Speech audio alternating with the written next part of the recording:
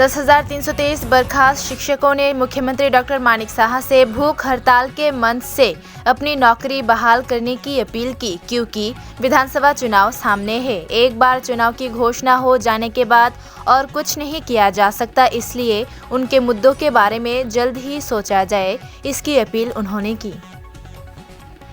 देखो, ভোট দান এটা প্রত্যেকের একটা ফান্ডামেন্টাল রাইট, গণতান্ত্রিক অধিকার।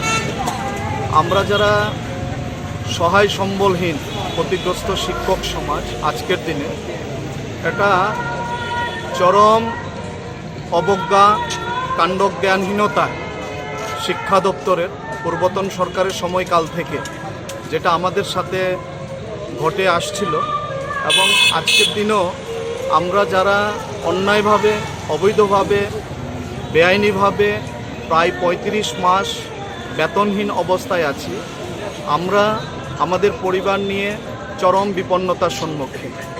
এই অবস্থায় দাঁড়িয়ে রাজ্যের মুখ্যমন্ত্রী উনি যথেষ্ট আমাদের দৃষ্টিতে সজ্জন ব্যক্তি এবং যথেষ্ট শুভবুদ্ধি সম্পন্ন ব্যক্তি এবং বিবেকবান ব্যক্তি।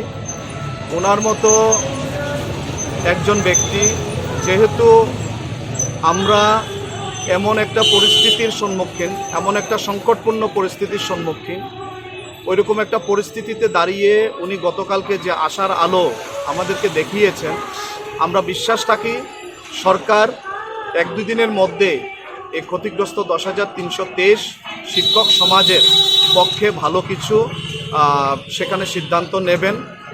ভোট বয়কটের বিষয়টা আমরা মনে করি না যে ভোট বয়কট করলেই আমাদের সমস্যার সমাধান হয়ে যাবে। আমরা এইটুকু করতে পারি, যে সরকারটা বর্তমানে আছে ওনারা প্রতিশ্রুতিবদ্ধ। পূর্বতন সরকারের একটা কাণ্ডজ্ঞানহীনতায় যে অযোগ্যতার পরিচয় দিয়েছে, বর্তমান সরকার অন্তত সেই অযোগ্যতার পরিচয় দেবে না বলেই আমাদের বিশ্বাস। তো সেই জায়গায় ভোট বয়কটের বিষয়টা আমাদের পক্ষ থেকে আমি ব্যক্তিগতভাবে অন্তত সেটাকে সমর্থন করি।